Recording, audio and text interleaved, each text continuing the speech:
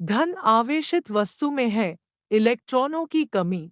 दो समरूप धातु के गोले को क्रमशः Q तथा Q आवेश दिए गए हैं, तो धन आवेशित गोले का द्रव्यमान ऋणावेशित से कम होगा। एक कूलाम आवेश में इलेक्ट्रॉनों की संख्या 1.610 से 19। निर्वात की विद्युतशीलता का SI मात्रक है। Coulomb 2/N/2। कुछ दूरी पर रखे हुए दो बिंदु आवेशों को वायु के स्थान पर केरोसिन तेल में रख दे तो उन बिंदु आवेशों के बीच बल घटेगा। विद्युत क्षेत्र की तीव्रता का मात्रक न्यूटन प्रति कूलम। विद्युत क्षेत्र की तीव्रता का मात्रक है वोल्ट प्रति मीटर। विद्युत क्षेत्र ई में पी आने वाले द्विध्रुव पर लगने वाला बल आघूर्ण है Pxe।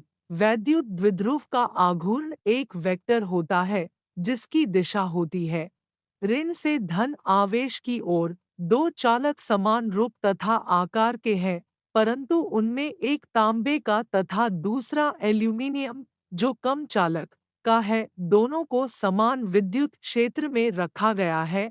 एल्यूमीनियम में प्रेरित आवेश का परिणाम होगा तांबे के समान।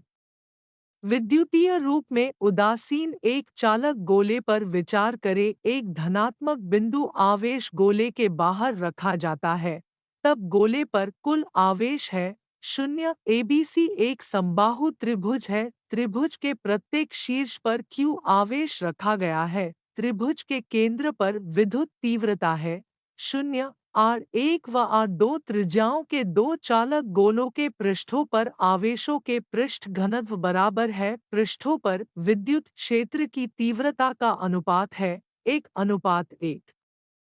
आवेश का एक खोखला गोला विद्युत क्षेत्र उत्पन्न नहीं करता। किसी आंतरिक बिंदु पर एक आवेशित गोलीय चालक के विद्युत क्षेत्र गोले के भीतर 0 होता है तथा गोले के बाहर दूसरी दूरी के वर्ग के साथ कम होता जाता है।